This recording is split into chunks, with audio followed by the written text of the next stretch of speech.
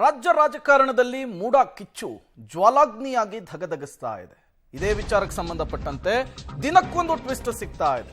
ಇವತ್ತು ಕೂಡ ಇದೇ ವಿಚಾರದಲ್ಲಿ ಸಾಕಷ್ಟು ಬೆಳವಣಿಗೆಗಳಾಗಿರುವಂಥದ್ದು. ಮೂಡಾಗೆ ಸಿಎಂ ಪತ್ನಿ ಬರೆದಂತಹ ಪತ್ರಕ್ಕೆ ಈಗ ರೋಚಕ ತಿರುವು ಸಿಕ್ಕಿದೆ. ಯಾವ ಪತ್ರವನ್ನ ಬರೆದಿಲ್ಲ ಎಂದಿದ್ದ ಸಿಎಂ ಸಿದ್ದರಾಮಯ್ಯನವರು ಸುಳ್ಳು ಹೇಳಿದ್ರ ಅನ್ನುವಂತಹ ಪ್ರಶ್ನೆ.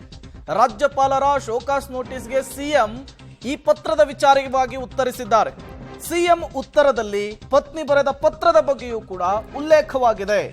ಉತ್ತರ ಕೊಟ್ಟ ದಾಖಲೆಗಳಲ್ಲಿ ಮೂಡಾಗೆ ಪತ್ರ ಬರೆದಿರುವ ಬಗ್ಗೆಯೂ ಕೂಡ ಮಾಹಿತಿ ಇದೆ. ಹಾಗಾದ್ರೆ ಸಿಎಂ ಸಿದ್ದರಾಮಯ್ಯನವರು ಮಾಧ್ಯಮಗಳ ಮುಂದೆ ಯಾಕೆ ಈ ವಿಚಾರವನ್ನ ಮರೆಮಾಚಿದ್ರು? ಅದು ಈಗಿರುವಂತಹ ಪ್ರಶ್ನೆ. ನೀವು ಕೂಡ ಫೋಟೋ ಕಾಪಿಯನ್ನ ಗಮನಿಸ್ತಾ ಇದ್ದೀರಿ. ಪತ್ನಿಯ ಪತ್ರದ ಬಗ್ಗೆ ರಾಜ್ಯಪಾಲ ತಾವರ್ ಚಂದ್ ಗೆಹ್ಲೋಟ್ ಅವರು ಶೋಕಾಸ್ ನೋಟಿಸ್ ಒಂದನ್ನು ಕೊಟ್ಟಿದ್ರು. ಯಾಕೆ ನಿಮ್ಮ ಮೇಲೆ ತನಿಖೆ ಮಾಡಬಾರ್ದು, ಉತ್ತರ ಕೊಡಿ ಅಂತ ಹೇಳಿ. ಆ ಉತ್ತರ ಕೊಟ್ಟಂತಹ ಸಂದರ್ಭದಲ್ಲಿ ಸಿಎಂ ಸಿದ್ದರಾಮಯ್ಯನವರ ಧರ್ಮಪತ್ನಿ ಪಾರ್ವತಿ ಅವರು ಮೂಡಕ್ಕೆ 2004ರಲ್ಲಿ ಬರೆದಂತಹ ಪತ್ರದ ವಿಚಾರವನ್ನು ಕೂಡ ಉಲ್ಲೇಖಿಸಿದ್ರು.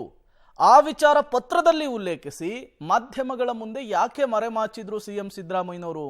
ಯಾಕಾಗಿ ಈ ರೀತಿಯ ನಡೆಯನ್ನ ಅನುಸರಿಸಿದ್ರು ಅನ್ನೋದು ಈಗ ಎದ್ದಿರುವಂತಹ ಪ್ರಶ್ನೆ.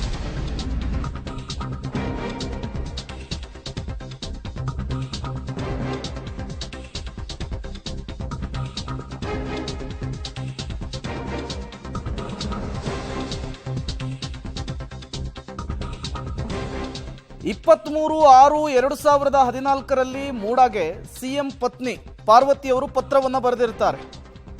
3.16 ಗುಂಟೆ ಜಮೀನಿಗೆ ಬದಲಿ ಜಾಗವನ್ನು ಕೇಳಿ ಬರೆದಿರುವಂತಹ ಅರ್ಜಿ ಇದಾಗಿರುತ್ತೆ. ಅರ್ಜಿಯ ಸಂಪೂರ್ಣ ಮಾಹಿತಿಯ ಬಗ್ಗೆ ಸಿಎಂಗೆ ಗೊತ್ತಿತ್ತಾ ಅನ್ನುವಂತಹ ಪ್ರಶ್ನೆ. ಪತ್ರ ಬರೆದ ಬಗ್ಗೆ ಗೊತ್ತಿದ್ರೂ ಕೂಡ ಸಿಎಂ ಸುಳ್ಳು ಹೇಳಿದ್ರಾ ಅನ್ನುವಂತಹ ಪ್ರಶ್ನೆ ಕೂಡ ಮುನ್ನೆಲೆಗೆ ಬರ್ತಾ ಇದೆ. ಯಾವಾಗ ಈ ಆರೋಪ ಸಿಎಂ ವಿರುದ್ಧ ಬಂತೋ ಮಾಧ್ಯಮಗಳ ಮುಂದೆ ಹಲವು ಬಾರಿ ಸ್ಪಷ್ಟನೆ ಕೊಟ್ಟಿದ್ರು. ನಾನು ಯಾವುದೇ ಪತ್ರವನ್ನು ಬರೆದಿಲ್ಲ, ಆಮೇಲೆ ಈ ಪತ್ರ ಬರೆದಿರುವಂತಹ ವಿಚಾರ ನನಗೆ ಗೊತ್ತಿಲ್ಲ ಅಂಥೇಳಿ. ಹಾಗಾದರೆ ಯಾಕಾಗಿ ಈ ವಿಚಾರವನ್ನು ಮರೆಮಾಚುವಂತಹ ಕೆಲಸವನ್ನು ಮಾನ್ಯ ಮುಖ್ಯಮಂತ್ರಿಗಳು ಮಾಡಿದ್ರು ಅನ್ನೋದು ಈಗಿರುವಂತಹ ಪ್ರಶ್ನೆ. ಒಂದು ಕಡೆ ರಾಜ್ಯಪಾಲರಿಗೆ ಶೋಕಾಸ್ ನೋಟಿಸ್ನ ವಿಚಾರಕ್ಕೆ ಉತ್ತರ ಕೊಟ್ಟಂತಹ ಸಂದರ್ಭದಲ್ಲಿ ಈ ವಿಚಾರವನ್ನು ಉಲ್ಲೇಖಿಸ್ತಾರೆ. ತಮ್ಮ ಧರ್ಮಪತ್ನಿ ಬರೆದಂತಹ ಪತ್ರದ ವಿಚಾರವನ್ನು ಕೂಡ ಪ್ರಸ್ತಾಪಿಸ್ತಾರೆ. ದಾಖಲೆಯ ರೂಪದಲ್ಲಿ ಅವರು ಬರೆದಿರುವಂತಹ ಪತ್ರವನ್ನು ಕೂಡ ರಾಜ್ಯಪಾಲರಿಗೆ ಕೊಟ್ಟಿದ್ದಾರೆ. ಬಟ್ ಈ ವಿಚಾರವನ್ನು ಮಾಧ್ಯಮಗಳ ಮುಂದೆ ಯಾಕಾಗಿ ಮರೆಮಾಚುವಂತಹ ಕೆಲಸ ಮಾಡಿದ್ರು? ಅದು ಈಗಿರುವಂತಹ ಪ್ರಶ್ನೆ. ಹಾಗಾಗಿಯೇ ಈ ದೂರುದಾರರಾದಂತಹ ಸ್ನೇಹಮಯಿ ಕೃಷ್ಣ ಅವರೇನಿದ್ದಾರೆ, ಇದೇ ವಿಚಾರವನ್ನು ಈಗ ಮುನ್ನೆಲೆಗೆ ತರ್ತಾ ಇದ್ದಾರೆ. ಈ ವಿಚಾರವಾಗಿಯೂ ಕೂಡ ನಾವು ಕಾನೂನಿನ ಮೊರೆ ಹೋಗ್ತೇವೆ ಅಂಥೇಳಿ ಮಾತನಾಡ್ತಾ ಇರುವಂಥದ್ದು. ಇನ್ನು ಇದೇ ವಿಚಾರಕ್ಕೆ ಸಂಬಂಧಪಟ್ಟಂತೆ ದೂರುದಾರ ಸ್ನೇಹಮಯಿ ಕೃಷ್ಣ ಅವರು ಪಬ್ಲಿಕ್ ಟಿವಿ ಜೊತೆಗೆ ಮಾತನಾಡಿದ್ದಾರೆ. ಮೂಡಾಗೆ ಸಿಎಂ ಪತ್ನಿ ಪಾರ್ವತಿ ಪತ್ರ ಬರೆದಿರೋದು ಸಿಎಂಗೆ ಗೊತ್ತಿದೆ. ರಿಟ್ ಅರ್ಜಿಯಲ್ಲಿ ಹಲವು ವಿಚಾರ ಸಿಎಂ ಮುಚ್ಚಿಡುವಂತಹ ಕೆಲಸವನ್ನ ಮಾಡಿದ್ದಾರೆ. ಮೂಡಾ ಪ್ರಕರಣ ದೂರುದಾರ ಸ್ನೇಹಮಯಿ ಕೃಷ್ಣ ಆರೋಪ ಮಾಡಿರುವಂಥದ್ದು. 713 ಪುಟಗಳ ದಾಖಲೆಯನ್ನು ಒಳಗೊಂಡಂತಹ ರಿಟ್ ಅರ್ಜಿ ಹಾಕಿದ್ದಾರೆ.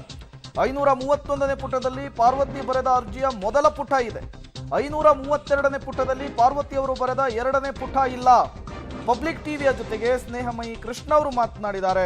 ಎಕ್ಸ್ಕ್ಲೂಸಿವ್ ಮಾಹಿತಿಯನ್ನು ಬಿಚ್ಚಿಡುವ ಕೆಲಸ ಮಾಡಿದ್ದಾರೆ. ಸಿಎಂ ಸಿದ್ದರಾಮಯ್ಯನವರ ಪ್ರಾಸಿಕ್ಯೂಷನ್ಗೆ ಸಂಬಂಧಪಟ್ಟಂತೆ ಒಬ್ಬ ದೂರುದಾರರಾಗಿರುವಂತಹ ಸ್ನೇಹಮಯಿ ಕೃಷ್ಣ ಅವರು ಈಗ ಇನ್ನೊಂದಿಷ್ಟು ಗಂಭೀರವಾದಂತಹ ಆರೋಪಗಳನ್ನು ಸಿದ್ದರಾಮಯ್ಯನವರ ಮೇಲೆ ಮಾಡ್ತಾ ಇದ್ದಾರೆ. ಅವರು ಹೇಳ್ತಾ ಇರುವಂಥದ್ದು, ಹೈಕೋರ್ಟಲ್ಲಿ ಏನು ಇದಕ್ಕೆ ಸಂಬಂಧಪಟ್ಟಂಥ ರಿಟ್ ಪಿಟಿಷನ್ ಹಾಕಿದ್ರು ಸಿದ್ದರಾಮಯ್ಯನವರು, ಅದರಲ್ಲಿ ಕೆಲವೊಂದಿಷ್ಟು ದಾಖಲೆಗಳನ್ನ ಮುಚ್ಚಿಟ್ಟಿದ್ದಾರೆ ಅನ್ನುವಂಥದ್ದು. ಈಗ ಅದ್ರ ಬಗ್ಗೆ ಮಾತನಾಡೋದಕ್ಕೆ ಸ್ವತಃ ಸ್ನೇಹಮಯಿ ಕೃಷ್ಣ ಅವರಿಗೆ ನಮ್ಮ ಜೊತೆಲಿದ್ದಾರೆ.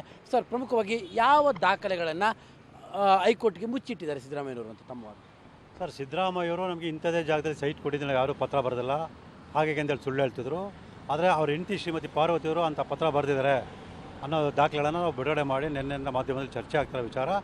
ಈ ಸಂದರ್ಭದಲ್ಲಿ ಸಿದ್ದರಾಮಯ್ಯನವರು ನಾವಂಥ ಯಾವುದೇ ಪತ್ರ ಬರೆದಿಲ್ಲ, ಅದ್ರ ಬಗ್ಗೆ ನಂಗೆ ಗೊತ್ತಿಲ್ಲ ಅಂತೇಳಿ ಸುಳ್ಳು ಹೇಳ್ತಾರೆ. ಸೊ ಇಲ್ಲಿ ಏನು ಅವರು ಅಭಿಷೇಕ್ ಮನು ಸಿಂಘಿ ಅಂತ ದೊಡ್ಡ ಒಂದು ಘಟಾನುಘಟಿ ವಕೀಲರ ತಂಡಗಳು ಕರೆಸ್ಕೊಂಡಿದ್ರೆ, ಆ ತಂಡವೇ ಸಿದ್ದರಾಮಯ್ಯವ್ರ ಪರವಾಗಿ ಮಾನ್ಯ ಉಚ್ಚ ನ್ಯಾಯಾಲಯಕ್ಕೆ ಸಲ್ಲಿಸಿರ್ತಕ್ಕಂಥ 2 ಸಂಪುಟದ ದಾಖಲೆಗಳಲ್ಲಿ ಅವರೇ ಆ ಪತ್ರದ ಬಗ್ಗೆ ಉಲ್ಲೇಖ ಮಾಡಿದರೆ ಒಂದು ಪತ್ರವನ್ನು ಹಾಕಿದ್ದಾರೆ.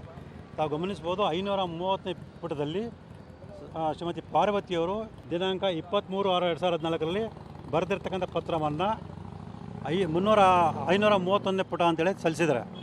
ಇಲ್ಲಿ ಮೊದಲನೇ ಪುಟ ಮಾತ್ರ ಇದೆ. ಎರಡನೇ ಪುಟ ನೋಡಿದಾಗ ನೋಡಿ 532 ಇದೆ.